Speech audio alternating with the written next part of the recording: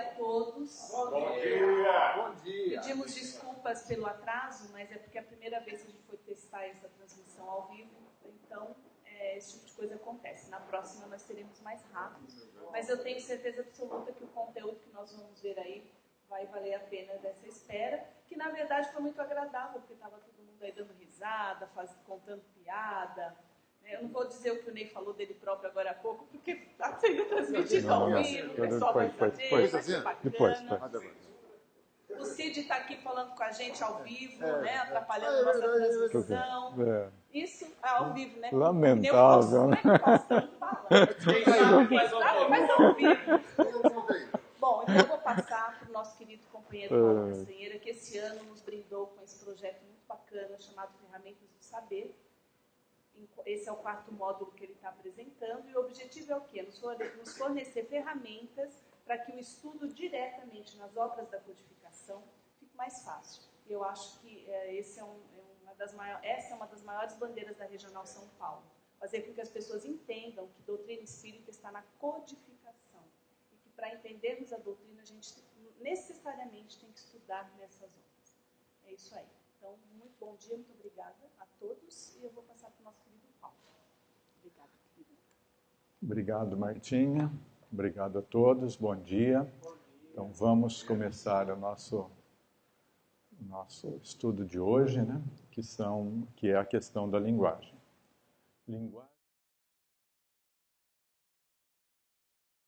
Nós temos a frase de Kardec iniciando o Livro dos Espíritos.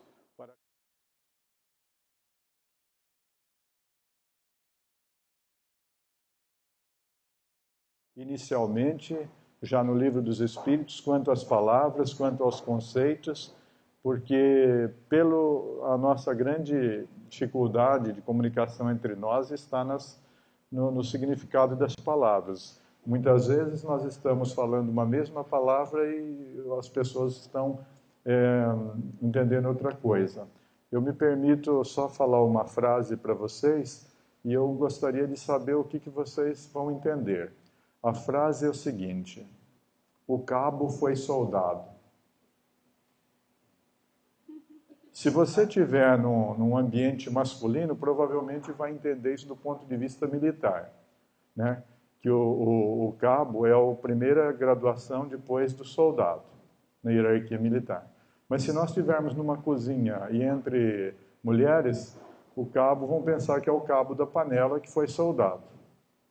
Vocês percebem o problema da comunicação? É muito sério. No ambiente elétrico, o cabo do fio foi soldado. Exatamente.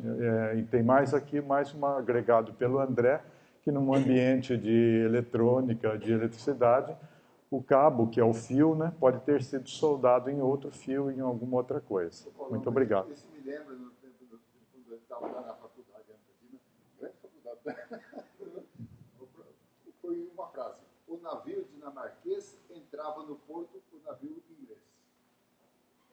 Então a professora falou assim: tenta entender. Entrava no porto, até que caiu, entravar. Ou aquela frase famosa, né? Quem tem boca, vai a Roma. Vaia, de vaiar, não é de ir. Então, tem muitos problemas com a comunicação e precisamos realmente ter esses. Bom,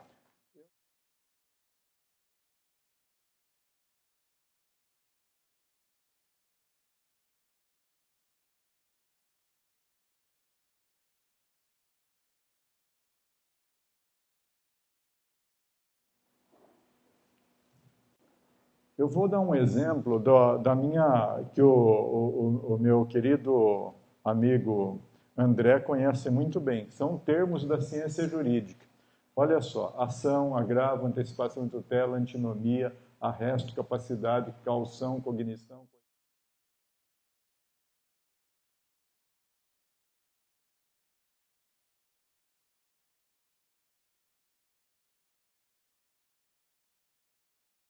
Liminar, mandato, obrigação, oposição, preclusão, prevenção, processo, reconvenção, título. vocês podem ter alguma ideia. Por exemplo, quando eu comecei o primeiro ano de Direito, eu fui procurar, eu gostava muito de fundação, que para nós do Direito é uma das formas de sociedade, né, de pessoa jurídica. Aí eu fui na Saraiva e fui procurar, perguntei para o vendedor lá onde que tinha um livro de fundação. Ele me levou nos livros de engenharia. Tinha um monte de livro de fundação lá. Vocês percebem o problema? Então, está aí um exemplo de uma ciência e como... Agora nós temos aí, ó, o Espiritismo é ao mesmo tempo uma ciência de observação e uma doutrina filosófica. Já que é uma ciência, nós precisamos saber a terminologia dessa ciência. Não é possível a gente ir para frente no estudo da doutrina espírita sem o estudo da sua terminologia, dos seus conceitos. Isso aí é eu que costumo falar. A ciência e a filosofia falam grego e latim. Nós vemos muito disso. Então vamos lá. Agora eu vou colocar 3 itens, né, que eu chamei 2 de linguagem da codificação e depois um último que linguagem que não é da codificação, mas é usada no movimento espírita, nas casas espíritas. Vamos à primeira, então. 1. Linguagem da codificação. Palavras novas criadas por Kardec com uso de radicais, sufixos e prefixos greco-latino. Espiritismo. Aí nós temos espírito mais ismo. Ismo quer dizer doutrina, corrente de uma escola de ideias, uma corrente de ideias. Então o espiritismo, na realidade, é uma doutrina espírita, com outra forma, né? Então é tranquilo isso aí. Depois, espírita foi um adjetivo criado a partir do espiritismo, para designar espíritos, coisas relativas ao espiritismo. Posteriormente, tornou-se um adjetivo para designar os adeptos da doutrina espírita. Quando Kardec, inclusive, fala que talvez o ideal seria espiritista, né? Que tenha terminação, dentista, jornalista, etc., né? Então, mas enfim. Perispírito, grego puro, né? Grego mais latim, né? Peri em volta de espírito. Psicografia. As palavras psico têm a origem de grega de alma, né? Então, que é uma intervenção de um ser encarnado, é óbvio que na pneumatografia também, mas mais efetivamente a colaboração de nós que estamos encarnados. Enquanto somos espíritos encarnados, nós temos a denominação dada pelo Kardec de alma. Muito bem, então, psicografia, o escrito através da alma, né? De uma comunicação mediúnica que nós intervimos com mais eficiência e proatividade. Psicofonia, mesma coisa, só que fono, som, né? Agênere, significa não, abstenção em grego, né? Gênere, nascido, não nascido, é um dos tipos de materialização dos espíritos com uma certa durabilidade no tempo, né? Esse A também é famoso pelo átomo, né? Não divisível. E hoje, ironicamente, o átomo está super dividido em partículas e tal. Pneumatô, que significa espírito em grego. Então é a famosa escrita direta, né? Que, obviamente que nós temos um médium, só que às vezes o médium nem sabe que ele é médium, nem sabe que ele está fazendo aquele fenômeno, e o espírito está se aproveitando disso para fazer a sua grafia. Depois nós temos a pneumatofonia, que é a fala direta também.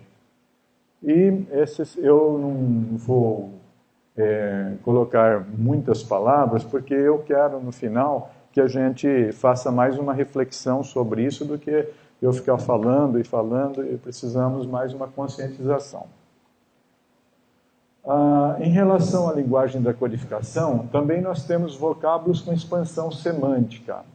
palavras com significado específico da ciência e da filosofia, e aí nós temos a necessidade da interpretação histórica, que nós já falamos aqui sobre isso. Vamos lá, então. Por exemplo, psicologia, né? Nós temos a questão da psicologia, que até 1870, mais ou menos, a psicologia significava alma, estudo da alma. E nesse aspecto, a revista Espírita está correta quando diz Jornal de Estudos Psicológicos.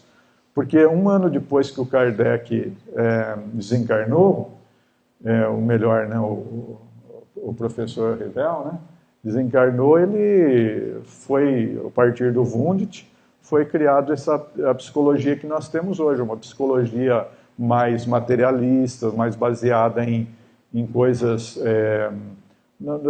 matemáticas, mais de observação do comportamento humano, né? Mas não era assim, não foi assim. Desculpem. Tanto é verdade que eu fiz essa observação uma vez, no nosso estudo, na minha casa espírita, e uma das colegas duvidou. Eu falei, me acha, por favor, um dicionário anterior a 1870, francês-português ou francês-francês. Depois de uns meses, ela me apareceu com um dicionário de 1847, francês-português, e estava lá com todas as letras, né? Psicologia, né? Não sei como é que fala em francês, em inglês é psychology, né? Mas em francês como é psicologia? Muito bem. E aí, com biquinho, psicologia, muito bem. E lá estava escrito, ciência de l'âme, ciência da alma, etude de l'âme, estudo da alma, né? Muito bem. E aí eu mostrei, falei, olha, é questão de o quê? Interpretação histórica. A palavra evoluiu, vocábulo com expansão semântica foram agregado outro significado à palavra. Fala. Então, a psicologia fazia parte da filosofia, né? Sim. Aí ela vai se transformar numa ciência particular com o Wundt. Exato. Muito obrigado. Exato. Então, o nosso psicólogo já esclareceu bem. Então, é isso que nós precisamos, porque nós vamos ver aí para frente que muitas palavras, precisamos ver que contexto está, né? Bom, fluido. Fluido no tempo do Kardec, na física, era tudo que não era sólido.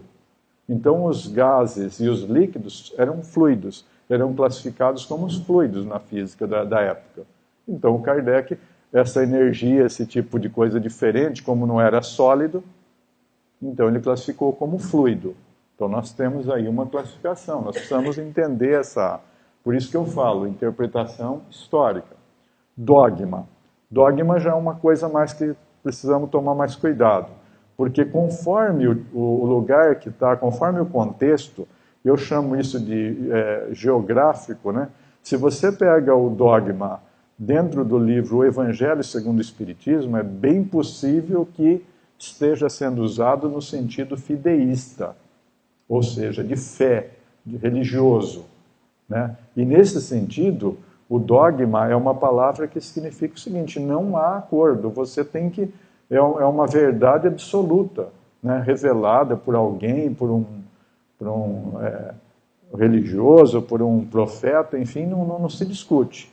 E o dogma que nós temos no Livro dos Espíritos é o dogma do dogmatismo, da parte da filosofia que diz que nós podemos conhecer todas as coisas através da razão, do pensamento racional. Então nós precisamos tomar cuidado também. Por isso que eu falo que são palavras com significado específico da ciência, da filosofia e também vocábulos com expansão de significado. Expansão... A 171 em que se funda o dogma da reencarnação. Exatamente. Não é aquela coisa irrefutável Exato. que você tem que aceitar. Exato. Passivamente. E aí, se você que é um grande conhecedor do Livro dos Espíritos, o Kardec fala o seguinte lá, é através da razão, e é interessante, porque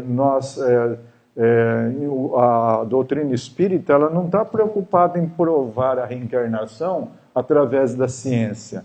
A prova da reencarnação é uma prova intelectual, através da razão. Porque tem muita coisa que nós não conseguimos com a ciência. Nós temos que fazer os métodos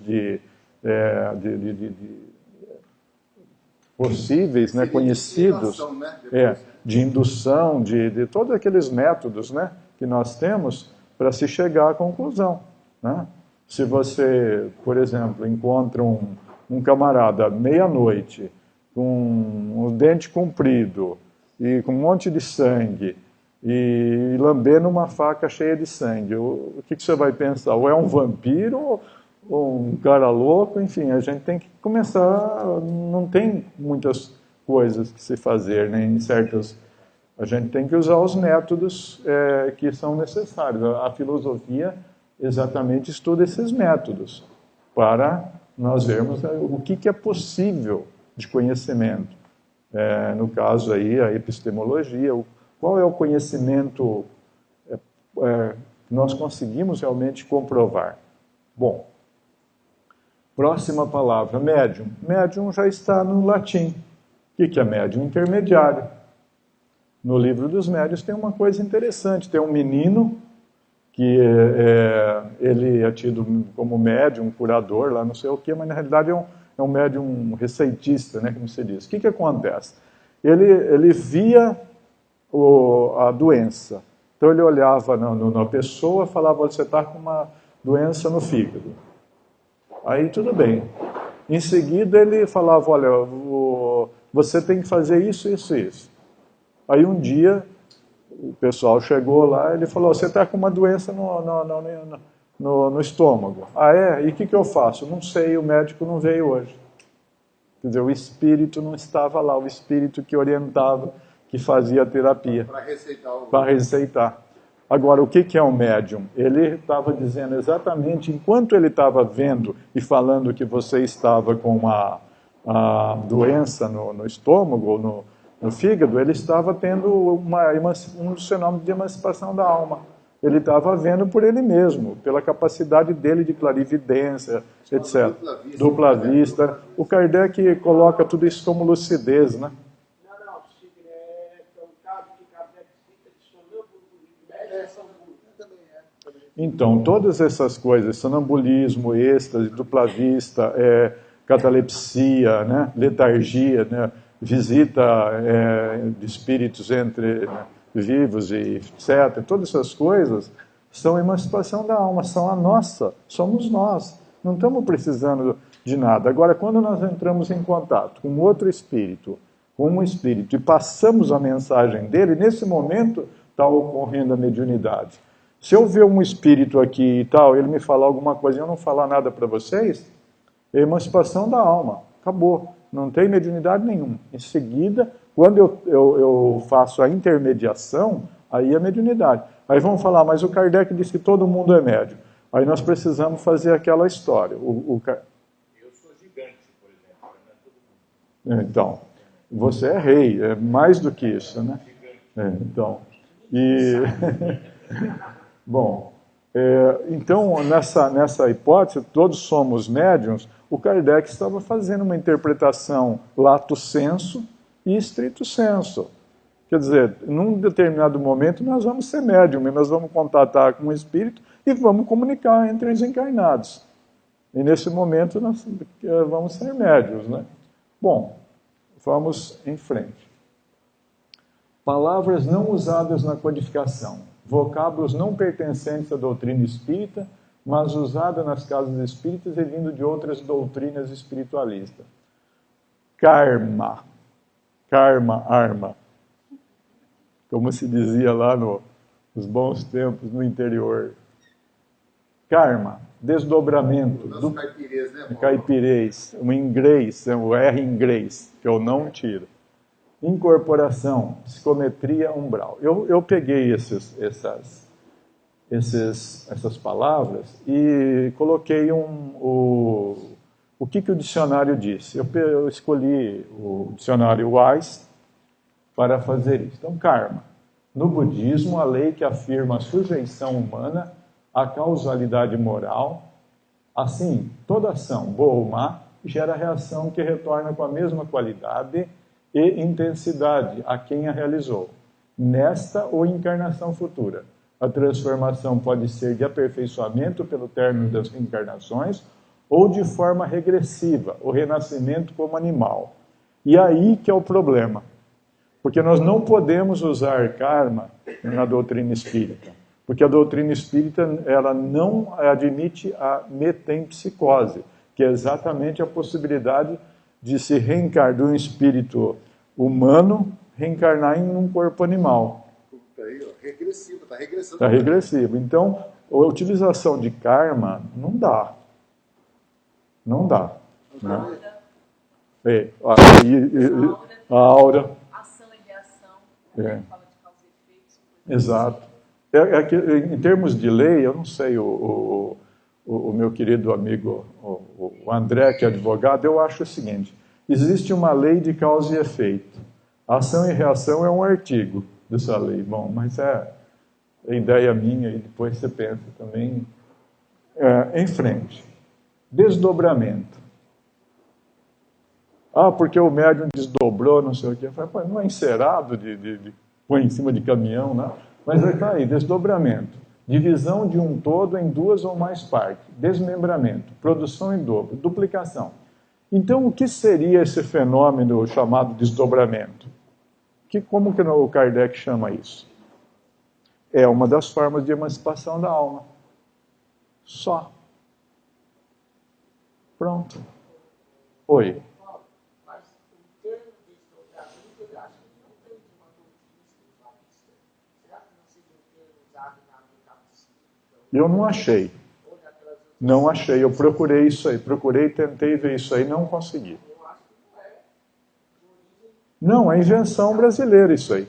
Essa é totalmente do chamado MEB, Movimento Espírita Brasileiro.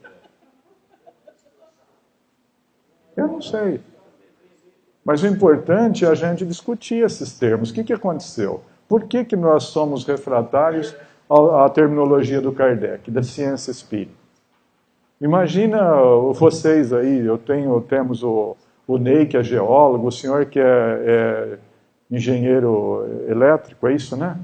Eu vou usar lá, não quero mais falar em lei de Ohm. Eu vou falar a lei do gato que subiu na parede. Não dá, né? Então é uma coisa assim difícil. Bom, próximo. Dupletério. Esse aqui eu tirei do próprio Kardec. Porque esse aqui sim, existe nas doutrinas espiritualistas e parece que especificamente na Teosofia da Blavatsky, da Madame Blavatsky, e Helena Blavatsky. Nome bonito, isso com Y, e Helena, eu acho tão... Madame, né? Madame, diz que é... Bom, o dupletério, aqui estou tirando direto do Livro dos Médiuns, Laboratório do Mundo Invisível, item 126. Tivemos a ideia de que os corpos inertes poderiam possuir correspondentes etéreos no mundo invisível. Essa doutrina não era destituída de verossimilhança. Era muito boa essa doutrina. Parecia correto, né? Mas não podia explicar todos os fatos. E em ciência não explicou todos os fatos, não tem, fica no ramo... não tem comprovação, fica então no campo das hipóteses, né? Essa ideia tem aquela conexão com Platão, né? Sim, exato. Excelente, isso. Isso, excelente. O Platão diz... O Platão, a grande teoria dela é das ideias, né, das formas, né? Que existia no mundo extrafísico umas formas. Então tinha a forma da bondade, da beleza, ao qual nós seríamos apenas materializações imperfeitas de beleza, de justiça, de não sei o quê, que daí foi contestada pelo discípulo dele, o Aristóteles. Bem lembrado, excelente. Muito bom. Próximo, incorporação. Segundo o dicionário Wise, é inclusão, anexação de uma substância, um elemento em outro ou em um todo. 2, assimilação de uma sociedade por outra. Essa nós conhecemos, né, André? Construção de um prédio pela participação financeira de vários condôminos. Corporação imobiliária. Essa aí, ó, o Álvaro que conhece. Corporificação, materialização. Vocês veem? É óbvio, no dicionário Wise já tem, tanto no anterior, no desdobramento, quanto na incorporação, eles têm lá uma explicação, tem mais um verbete, incluindo a significação dada pelo movimento espírita brasileiro. Eu não pus, eu preferia os dados aí, normais da palavra.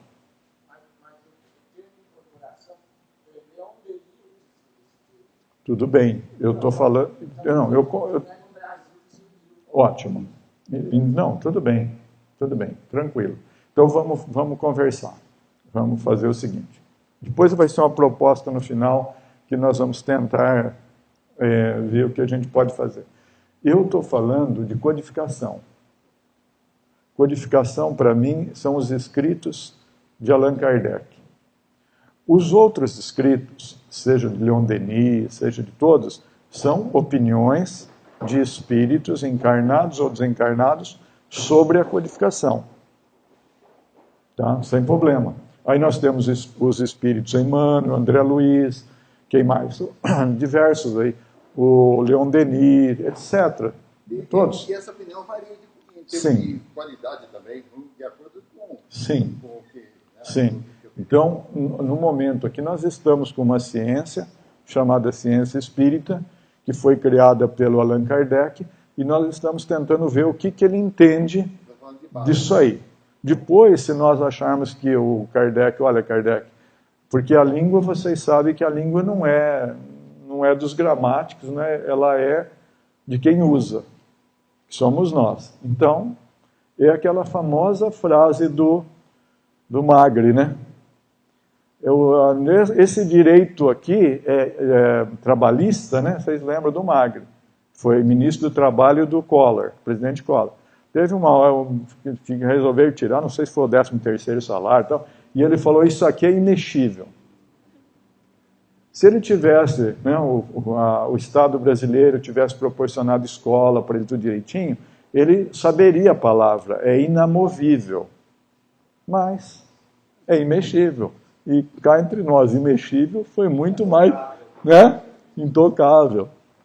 Mas inamovível... Problemática também é uma palavra, não é? É uma palavra problemática. É uma palavra problemática. Pois é, mas... Então vamos lá. Próximo. Psicometria tem 2. Essa palavra foi utilizada a partir de 1873 pela psicologia com significado de qualquer dos métodos quantitativos em psicologia. Você usou no seu curso de psicologia a psicometria como sinônimo disso aí, de método quantitativo, né? Quando você faz... Nesse ano de 1973 é quando a psicologia... O Wundt fez aquele laboratório, né? Ele começou a ser quantitativo. Se o rato anda para lá 3 vezes assim, então eles queriam transformar tudo em matemática, né? Depois veio Skinner também, nos Estados Unidos, né? Não foi? Então, fala. Mas vai melhorar. Eu vou pôr outro significado, André, não sei se você... Deixa eu pôr outro significado. Vamos ver se é isso que você está pensando. Em 1849, Rhodes Bushman foi um médico norte-americano que criou a palavra com significado de conhecimento do presente, do passado e da personalidade humana por intermédio do contato com objetos pertencentes à época ou à pessoa e que o pesquisador queria conhecer. Então, traz o pessoal trazia um broche, alguma coisa para o sensitivo, para o médium. Eu estou usando o sensitivo, já estou já provocando vocês. Trazia para a pessoa e ela falava, olha, esse broche pertenceu a não sei quem e tal, e papapá, e contava uma história comprida e depois essa história era comprovada. E analisava a personalidade do dono. Né? E aí? Estava impregnado ali. O que o Kardec falava que era isso? Voltamos à emancipação da alma. Né? O que ele chama de um grande de lucidez. Aí entra clarividência, dupla vista, não sei o quê, a visão do passado, visão do futuro, um monte de coisa. Fala. Psicometria, que realmente Kardec não colocou, quando ele colocou os tipos de mediunidade no capítulo 14 da mediunidade. Mas quem estuda bem psicometria está certo, eu só estava no Kardec, mas foi Ernesto Mozano, no livro Enigmas da Psicometria. Ele estuda bem. E tem também André Luiz, nos domínios da mediunidade, ele estuda. Então, a gente tem que tomar cuidado desses dois espíritos da categoria do Mozano, como o André Luiz fala. O Bozano também defende uns negócios sobre animais lá que não tem condição, né? Mas o problema não é esse, André. O problema que nós estamos falando é o seguinte. Eu estou falando que essas palavras não são usadas na codificação. Agora, se o Kardec, lá nas organizações lá que ele falou que o Espiritismo, a doutrina espírita, devia ter um conselho, né, mundial lá que se reuniria tal para discutir, para acertar as coisas. Se amanhã nós quisermos utilizar a psicometria, colocá-la dentro sendo um dos tipos de emancipação da alma, sem problema, desde que a gente faça os conceitos e tal, né? E o que eu estou dizendo é diferente, que nós não precisamos usar, a meu ver, no meu humilde entendimento, nós não precisamos usar essa palavra, porque nós temos a emancipação da alma que explica isso. Então, se nós não tivéssemos, fosse um fenômeno completamente diferente, não desse para enquadrar na emancipação da alma, aí nós, sim, tudo bem, pararíamos com esse e vamos procurar, porque apareceu um fenômeno novo. Bom, é apenas nesse sentido, não estou contestando vocês, nem diminuindo a capacidade do Bozano, nada. Eu gosto do Bozano num livro que ele tem que se chama, como é que chama? Da morte, né? A Crise da Morte, maravilhoso. Gosto muito dele lá, naquele livro. Agora, tem outros livros lá que... Bom, vamos em frente. Umbral, ombreira, cada uma das peças verticais componentes dos vãos, de portas ou janelas, que encostadas nos lados do vão, da abertura, né, dão a sustentação às vergas ou às padieiras, que é aquela parte de cima da porta. Né? Umbral, ombreira. Segundo, linear, portal, entrada, local que dá passagem para o interior de um ambiente. Se não me falha a memória, o espírito André Luiz fala que ele considera aquele lugar que ele descreve como umbral, como uma antessala, como se fosse uma espécie de porta para uma... Né? Eu, particularmente, acho que nós podemos voltar ao livro Céu e Inferno, quando o Kardec fala que o purgatório existe, e ele é aqui, onde nós estamos na condição de encarnado. Né? E a gente não precisava de usar umbral e tal, mas se no futuro a gente achar que precisa e for melhor... Fala. Aí, Paulão, no caso, eu poderia entender o umbral como limiar.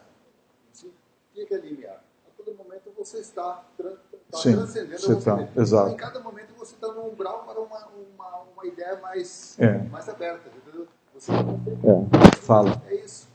Então, se nós considerássemos o umbral apenas como uma passagem, não como um lugar necessariamente de tormento, Exato. não, esse é o grande problema do umbral. Exato. Né? Exato. Que é uma espécie... Pois é. Que é um estado tanto isso aparentemente é desmentido, porque no próprio livro clássico lá, o livro Nosso Lar, né, nós temos lá a tal das câmeras de retificação, onde tem pessoas que estão tomando passe, sendo cuidadas pelo governador da cidade, que seria um espírito de altíssimo nível, e, no entanto, o camarada está tendo visões horrorosas lá, ele pensa que está no inferno, né? Então, quer dizer, na realidade, não é um lugar, é um estado. É uma condição do espírito, é um estado do espírito. Um estado, sei lá, se a gente poderia chamar psicológico, sei lá o quê, mas do espírito, né? Vamos em frente. Bom, a gente fica aí metendo pau, falando, então vamos ver o que a gente pode fazer, né? Sugestões. É o último quadro meu aqui. Primeiro, estudo do vocabulário espírita do livro Instruções Práticas sobre Manifestações Espíritas e do vocabulário espírita do livro dos Médiuns. Nesse primeiro, no vocabulário espírita do livro Instruções Práticas sobre Manifestações Espíritas, ele tem muitas palavras. Eu tive a pachorra de digitar. Quem quiser, eu mando por e-mail. Tá? Mando o arquivo por e-mail. Eu digitei. Né? Eu digitei por 2 motivos. Que eu queria gravar também, né? E para ficar como fácil de ser transmitido. E é muito bom isso aí. Lá você vai pegar o que o Kardec pensa da palavra anjo, por exemplo. Tá lá. O que ele pensa de dupla vista. Então é o conceito do codificador. Ah, mas o espírito tal falou não sei o quê. Tudo bem, tranquilo. Vamos ver o que aconteceu. Vamos ver primeiro a codificação, depois a gente analisa o resto da produção aí que existe, né? Então, até um posicionamento filosófico disso aí, nós não precisamos usar. Como vocês, como é que se fala lá? Ressignificaram a palavra umbral. Nós estamos sempre no umbral, nós estamos sempre na entrada para um novo conhecimento, né? Uma mudança. Nesse sentido, agora... Bom... Oi. Mas ele pretendia, era um dos objetivos, fazer um dicionário. Exatamente. Ele infelizmente desencarnou. André, muito bem lembrado. Exatamente. Nós temos visto essa preocupação do Kardec, ele ia realmente fazer esse dicionário. Infelizmente, ele teve que fazer outras coisas mais importantes. Agora, cabe a nós sentarmos, colocar, pensar, ver, né? Agora, para fazer isso, a gente tem que pegar e... É um problema nosso. É um problema nosso mesmo. Então, por exemplo, nós falamos aí do latim, né? Há uns tempos atrás eu vi uma poesia que, em latim, que tinha o trem. No tempo dos romanos tinha trem? O imperador Reinaldo tinha trem? Então, pois é. Se fosse em Minas Gerais, tinha. A não ser que a mulher do carro fala assim, esse trem aí... A mulher do imperador... Provavelmente. E aí, o que aconteceu? Como é que o camarada conseguiu fazer a palavra trem em latim? Ele teve que inventar toda uma frase, né? Uma biga de ferro que anda sem cavalo, etc. Assim como na Bíblia está escrito Moisés, falei em médico, não existia a palavra. Não existia naquele tempo. Pois é. Os médios. É a nova versão da Bíblia, né? Os caras estão mudando a palavra de Deus, né? Pondo na boca de Deus palavras que não existem, que ele não disse. Bom, muito bem. 2. Elaboração a segunda sugestão, né? Elaboração de um vocabulário da codificação espírita. Codificação são os escritos de Kardec. Um primeiro momento, esse vocabulário aí, né? Pegar todos esses 2 vocabulários lá e fazer um vocabulário da codificação, inclusive colocando outras palavras que o Kardec não colocou nessas... Pois não. Tem, eu tenho, são 3 volumes, tem isso aí, mas o nome dele é Dicionário da Doutrina Espírita, Metapsíquica e Parapsicologia. Eu tenho esse dicionário. 3. Esclarecimento sobre o vocabulário da codificação e a importância da sua utilização.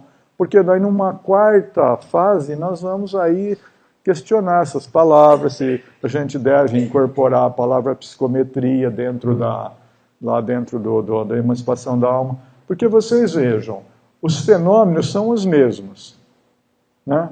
Você pega a palavra assim, cachorro. Agora o nosso querido irmão lá, perro, né? Em espanhol. Agora, dog, chien. E hund, né? Em alemão. Em italiano, como é que é? Cane. Você vê que é uma palavra que não tem muita ligação, tirando o português e o italiano, que vem do latim direto, o resto é muito diferente. É um animal muito querido do ser humano e ele não ficou com as mesmas palavras. Ficou diferente. Então nós temos essa situação, quer dizer, nós estamos uma mesma coisa, nós estamos dando nomes diferentes. Isso em língua, idiomas. A língua também vai sofrendo transformação. Né? Claro que vai. Para quem não gostar assim, tem um livrinho assim muito delicioso de ler, é uma delícia mesmo para ver essa evolução da língua, aprender e tal. Chama-se Gramática da Emília no País da Gramática. Sim. É uma maravilha. É uma maravilha. Por exemplo, uma palavra agora que está ficando na moda, chamada empoderamento. Se fala direto.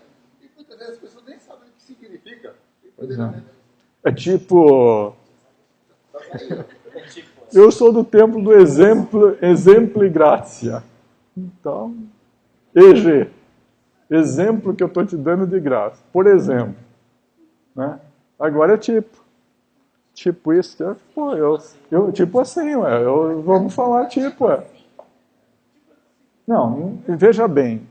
Hoje a gente até brinca, a gente brinca uma certa ironia, mas daqui 30 anos, se eu falar exemplo, eu estou fora, assim como como é que chama lá? O Rui Barbosa falava exemplo e gratia, né? O exemplo que dou de graça, do latim, EG. Agora, hoje ele provavelmente ironizava quando a gente falava por exemplo. Hoje a gente brinca com os jovens aí que estão falando tipo. Daqui, quando nós reencarnarmos, nós vamos falar tipo também e acabou. Que é tipo isso aí. Existe evolução. O que acontece é o seguinte: o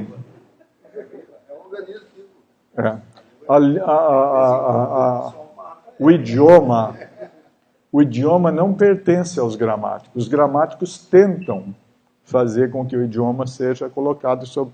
O que existe dentro de um idioma são certas regras lógicas. Ponto.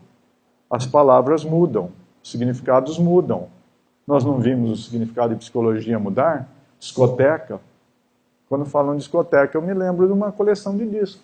Né? Eu lembro de ouvir a rádio difusora de Assis, aquela, na mesa de som, não sei o quê, discotecária Teófila, não sei, de Almeida. Tá? Eu lembro até hoje o nome da moça. Que inclusive é a nossa colega espírita lá, nossa, né? E muito ativa, tudo.